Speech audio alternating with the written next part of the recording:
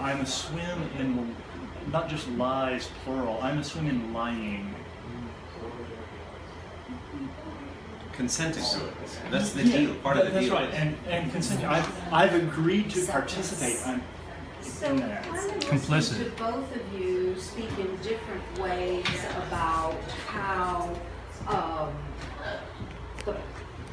we are being manipulated in this day through advertising, through technology is completely changing what's going on, that this public space, this public interaction no longer exists the way it used to. But I'm thinking that in a sense, it's really idealizing this mythic past. Because if you go back 100 years, you're talking about a bloodthirsty, war-based government. You're talking about, instead of advertising, it comes from the church. They stand at the pulpit and they rail at you.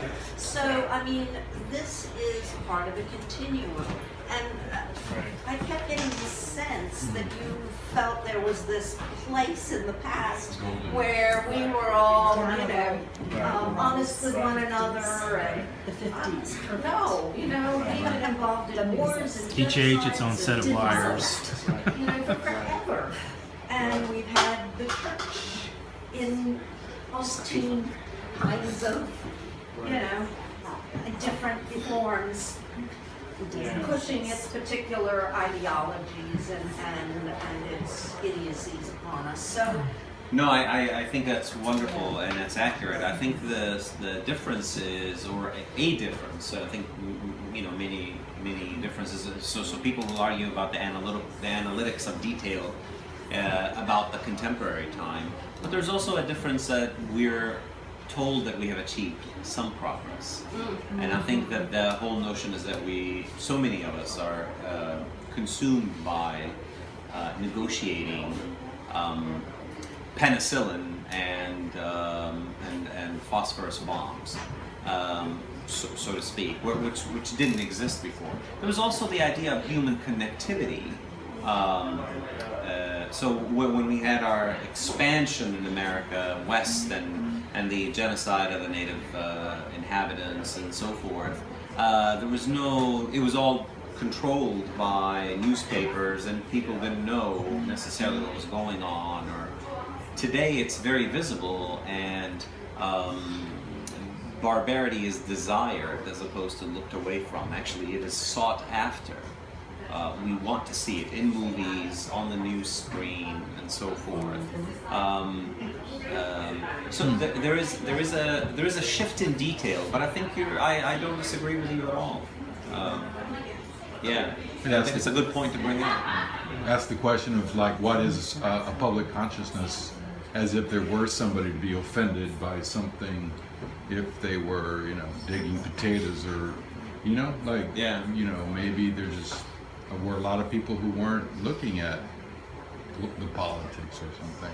As if, like we said, there were no children. Today. Like, what was a child? Everything's televised in the 14th century. They're put it right in front of you now. At least some of it. It's hard to imagine that. That's all I'm saying. If it's a referent. In a way, isn't that the way I would say that it's sort of like a democratic process where people want to get the poetry more into the public's arena instead of it used to be the domain of privileged. Like, you know, unless you did an art school, you were a literature student. I mean, I didn't learn those Wordsworth and Hayden and all this, you know, even Shakespeare, you know, growing up because we had a defined area in which you do studies. So I think having poetry come into its different forms through digital dialogue or through media or through war. Like, can take a case in point. I saw this movie this weekend by Salmano, what is his name? Forget now. He's a Brazilian guy. He wrote Salt of the Earth. Have you heard of the movie? Salt of the Earth. And it's an absolutely phenomenal movie that was screened at Fine Arts Museum. and he covers. He started as a social photographer, and he turns into nature ultimately to recreate the forest of his own homeland. But that, it kind of what we were talking about earlier was he gives that dignity ultimately and some redemption to the fact that in spite of the wars, here we are and we are changing. And I feel like poetry has a similar place in modern times. Sure. Where, when I saw your book got released, I text you. I've been working on something for a while, and I say, voila, someone wrote what I mean? And I'm trying to create something out of this totally disjointed monologues and dialogues we did. I'm here inside that place, someone will say in text, oh, I'm waiting for you. And it is a poem. It's a kind of a haiku. And I was so thrilled that it affords us, this technology affords us to bring it more into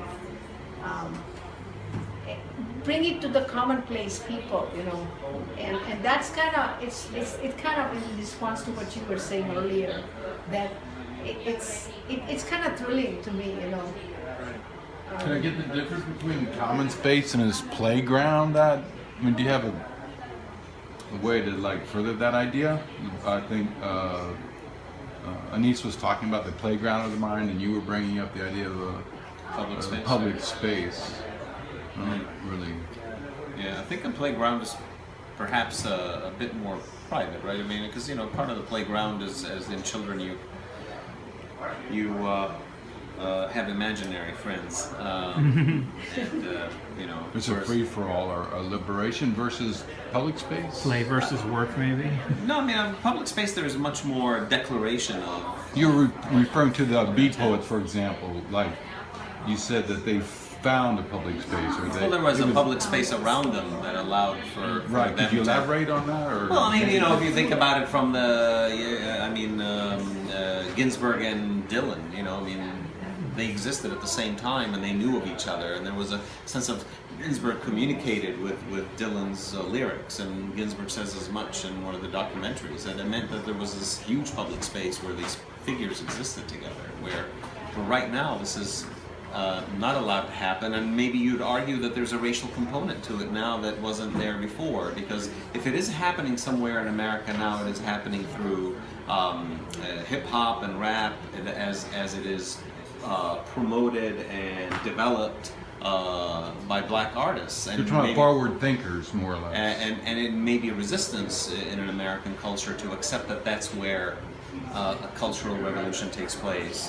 Well, there was still Vietnam and all kinds of state oppression going on in the 60s. But the big generation were before that. Right. Right, and there was sort of a But they kind of post-war- seemed to ride the winds of that too when Dylan They and eventually rode into it, yes. Right.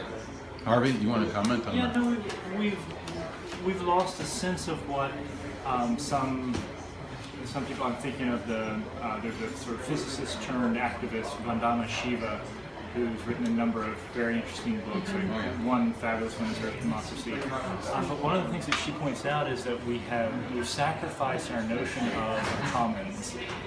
So, the way we've created most of the wealth that we identify as wealth is through privatization of what was formerly held in common. So, I live in the state of Wyoming, and BP has been granted access to the minerals underneath the land of Wyoming. So I can't go out in my backyard and dig and extract oil and sell it and make money from it, but BP can. So somebody has decided that all the minerals in the state of Wyoming do not belong to the public. They don't belong to the people of Wyoming, they belong to BP. And you can see it happening all over. There was an article in the New York Times not 3 weeks ago Brothers, too. about people noticing Poland Spring going around and buying lakes in the state of Maine. And so they're purchasing water. Something that humans we can't live without water for more than I don't know how many hours. A few days. Yeah, a few days.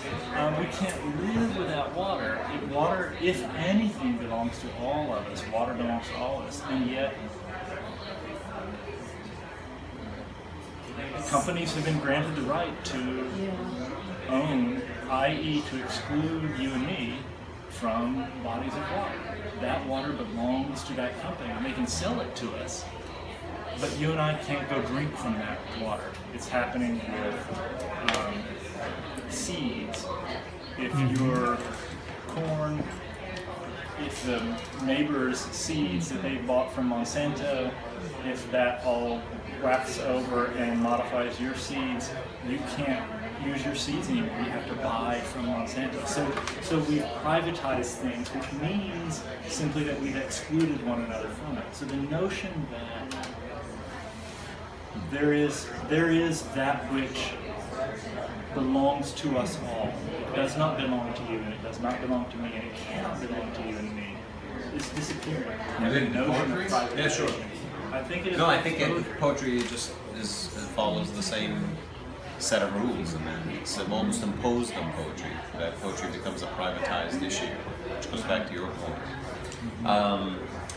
How about we? I mean, I think the conversation can keep going. And how about you just read, a short poem that you were talking about, maybe, or break it on. and we end with that, and then we commingle again. Yeah, and so I'll read a very short poem. Vanessa and I were talking about Saitongue, so I'll read a Saitongue. Oh, well, let's see, I don't have that book. I'll read something very, very short. But we should also first, I mean, this is an extraordinary thing, and so we should recognize Anise for hosting this, and for hosting this.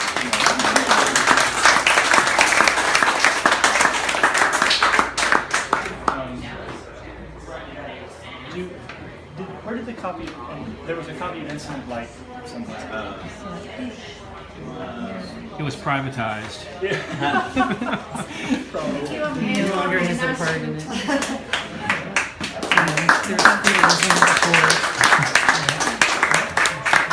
I don't know where it went. I think we have just only temporary. Yeah, let's see. I'll just read a short. Everyone's trying to find something to cling to. Yeah, let's see. This is a little bit long. I think ownership is a It's a common translation. Of what? Of who? It's fabulous. Okay. Some readings now, and we'll finish up. So you guys get it. Yeah, just one reading. One poem and it's for later. We're gonna be doing some reading. Okay, so this is just, it's a short poem, but it's a love poem. I've meant, my love, to present you a testament. In its place, just this. I'll take lonely early mornings, you take lonely snow-lit sidewalks. I'll keep bruises from a fall, you keep blisters from a burn. Let's divide this headlight-steadied world between us.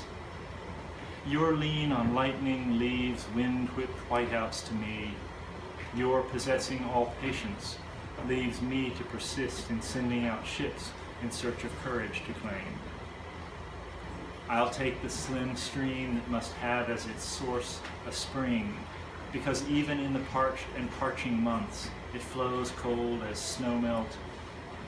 You take the tall grasses that brown early and burr, but secure open stretches for this desiccant wind. From the one and over the other rises a pair of ducks, from whose cramped, frantic wing beats no one could infer the elegant, synchronized curves their flight paths define. I will continue scribbling my lists and calculations, plotting maps of worlds, if-onlys inferred from references to archives, fragments of manuscripts, of transcriptions of salt-told tall tales. You keep your dreams, your murderous, merciless dreams.